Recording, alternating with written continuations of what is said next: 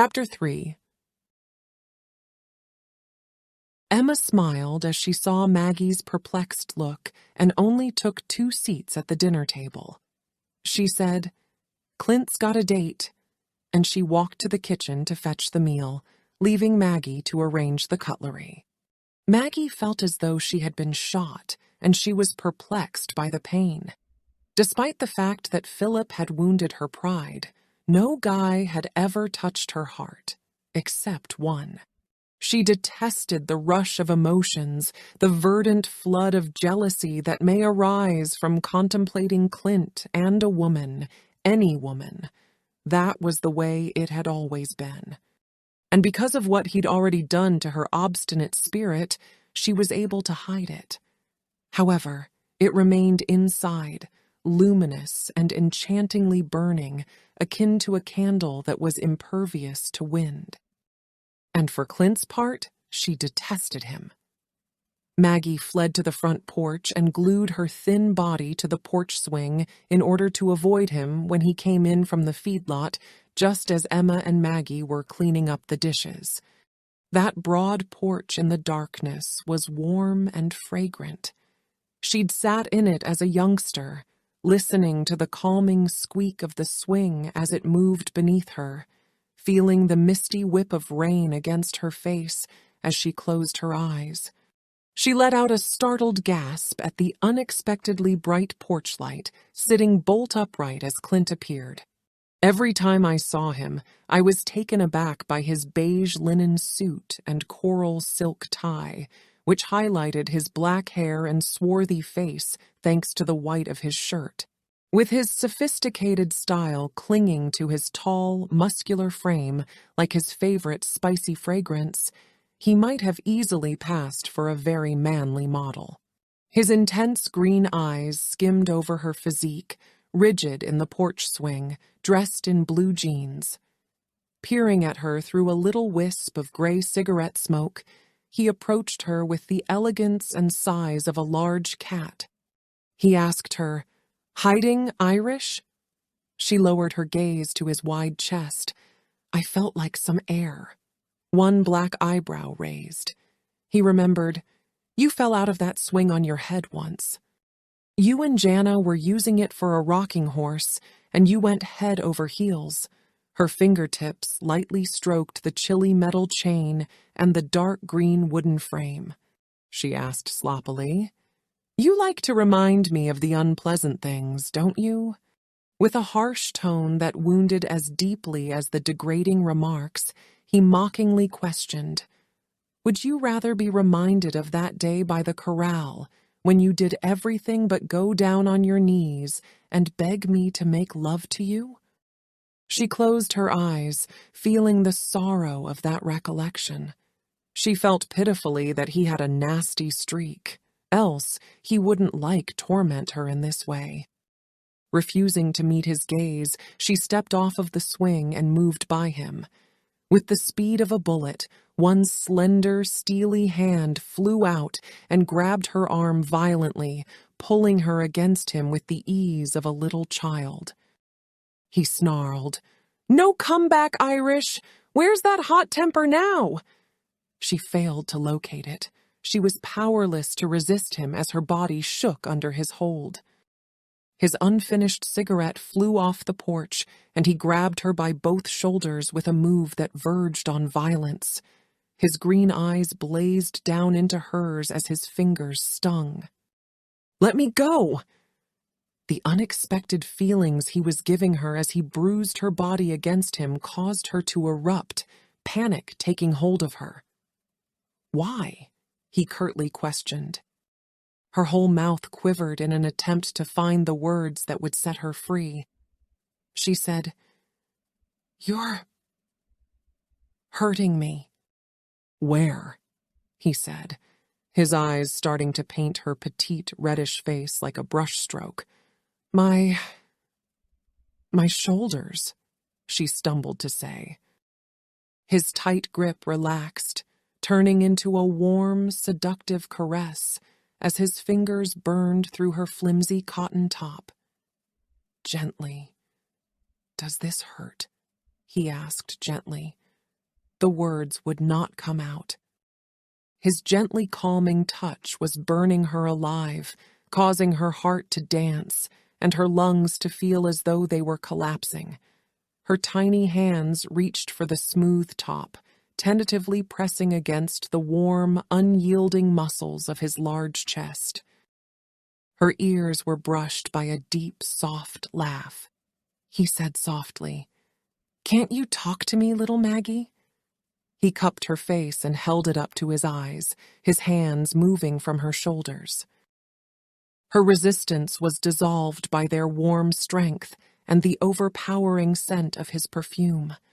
Her fingers were so chilly they were numb where they rubbed against him. She was immobilized and unable to look away from the mocking stare that had imprisoned and hypnotized her. His gaze fell upon her tender little mouth, and he gently stroked it with one thumb in a whispery motion. He said sensually, "I could burst your mouth open under mine like a ripe melon right now, and you wouldn't move a finger to stop me, Irish. I can still have you whenever the hell I want you." She wrenched herself free of him with a cry of sheer humiliation, taking him by surprise. She hurried all the way back into the house, dodging Emma's incredulous questions as she ascended the steps 2 at a time. She spent the entire night lying in bed, gazing at the pitch-black ceiling and trying to think of any way to get out of this nightmare. The horror of staying here was greater than even the prospect of returning to her previous work and seeing Philip again. She needed to leave. She was forced to. With numbness, she got out of bed and dressed as the sun peeked over the early morning clouds. Her eyes red and darkened from sleep deprivation, she packed before heading downstairs with her mind made up. Clint would never.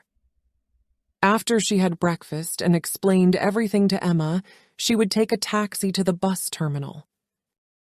It was early in the morning, and he was still at the breakfast table, where he usually wouldn't be. His own eyes showed signs of not having slept, and she wistfully pondered when time he would get home. She reasoned that since she never heard him enter, she must have fallen asleep at some point. Emma patted her on the shoulder and murmured softly, "I'll get you some coffee, honey," walking toward the kitchen. She made a huge show out of scrutinizing the tablecloth, smoothing her linen napkin across her lap, and did all of this without looking up at the vigilant person across from her. In a deep, slow, and harsh tone, he finally questioned, "Did you sleep at all?" She managed to say, "Oh, I slept fine, thanks." "Like hell," he mocked. She said, "Shouldn't you be out with the cattle?" "Not until you convince me that you're not going to be on the first northbound bus," he replied bluntly. Her eyes snapped up to meet his query, and he had all the information he required. He responded, "I thought so," as he leaned back in his chair and focused his eyes to scrutinize her. Running never solved anything, Maggie. She felt something burst inside of her as she looked at him. "I need your advice like a hole in the head," she angrily exclaimed, her face hurt. "Clint, what are you trying to do to me? Philip broke me in a few pieces. Wasn't what he did to me enough without you trying to break those too? How come you relish causing me pain?" With a tone that was dangerously soft, he said, "Don't you know, honey?" She gave him a quizzical look as she saw the stranger's face once more, rather than Clint's. She murmured, almost unintentionally, I don't think I know you at all sometimes. You don't." He smoked a cigarette and swallowed the last of his coffee. "Either you're drowning in your own misery, Irish, or you didn't notice it. I have no more sympathy for the poor little girl who was abandoned at the altar when her fiancé betrayed her. You're better off getting rid of him because he was a damned two-timing cheat. Your pride was the only thing he damaged, little icicle, he remarked brutally. You wouldn't recognize love if it came up and sat on your foot. She flashed. I suppose you would, being such an expert. He smiled sarcastically, his eyes glinting at her. That's more like it, he said with a laugh. She scowled. What? He got up and paused by her chair before leaving, bending down and slid one long arm in front of her. He whispered in her ear. I like it when you fight me, baby, like I told you before. The simplest way to know whether you're not attempting to live in the past is to say no. Her face heated as she realized, nearly understood, what he had done the previous evening. I don't want to spend the whole 2 weeks fighting you, she said. Her eyes met his as his fingertips grazed her chin. His harsh, black visage had lost any humor now.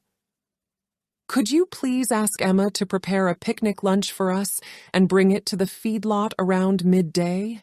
He inquired quietly. We'll have dinner along the river. But the sale, all those invitations and the publicity, she mumbled. Silently, one long finger followed the gentle contour of her mouth, allowing her erratic breathing to be heard. Holding her eyes, he continued softly, I'll lay you down under that gnarled old oak and teach you all the things Philip should have had the patience to teach you. She yanked her gaze away and reddened violently. I really don't need any lessons. Thank you, she blurted out. She flinched from his thin hand. Clint, you're once burned, twice shy. I will never again be brought to my knees by you. Her fit of passion seemed to have no effect on him. All he could do was smile. Shall I? Honey, don't undervalue me. It was a lesson I learned early on not to underestimate the enemy, she answered. Emma came with the coffee, a plate full of eggs, bacon, and freshly baked biscuits, and right on time, he burst out laughing. Curious, she said. Now, what's got into him? The devil, Maggie stated firmly. Maggie was in the midst of finishing an advertisement for the weekly paper in the area when she heard Emma rushing to answer a loud knock at the front door. The door opened with a snap, followed by Emma's startled, joyous yell.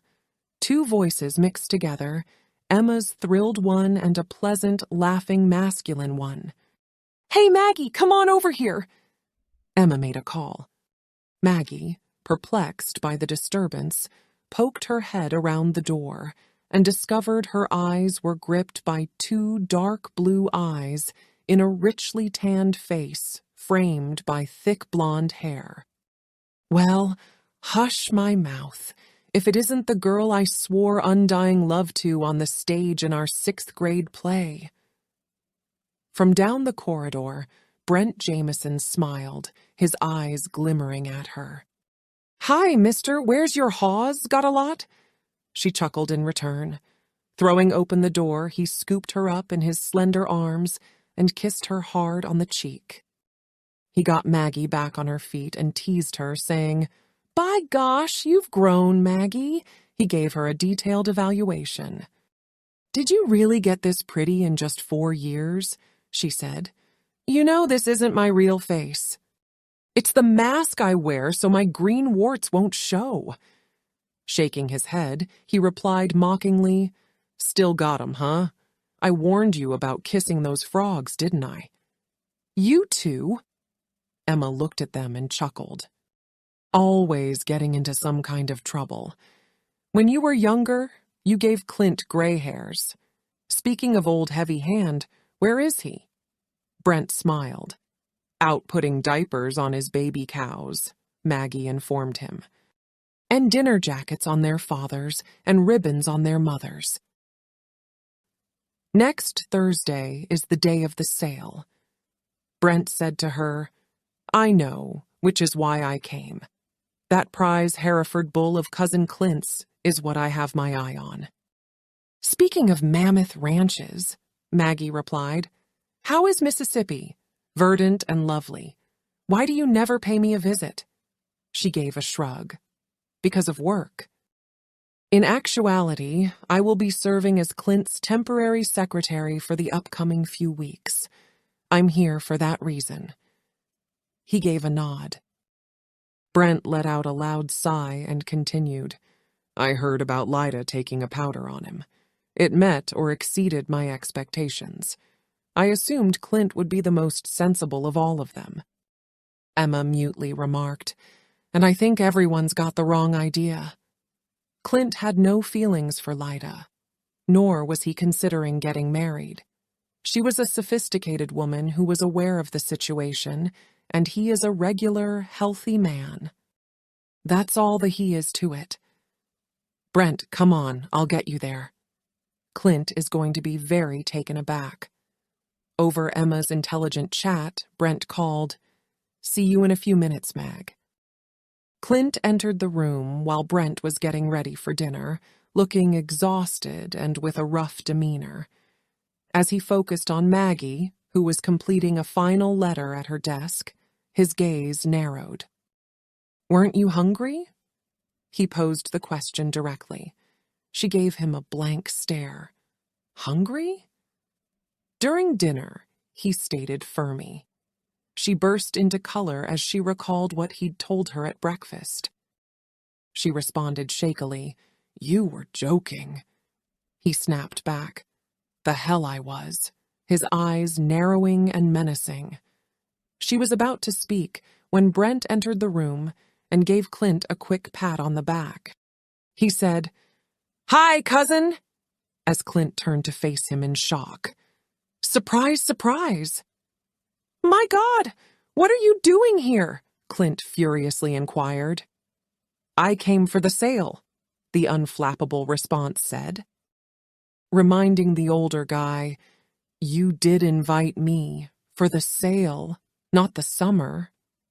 Brent raised an eyebrow, but he dismissed Clint's sarcasm with a smile. He questioned sweetly, examining the taller man's dusty clothes for any signs of blood.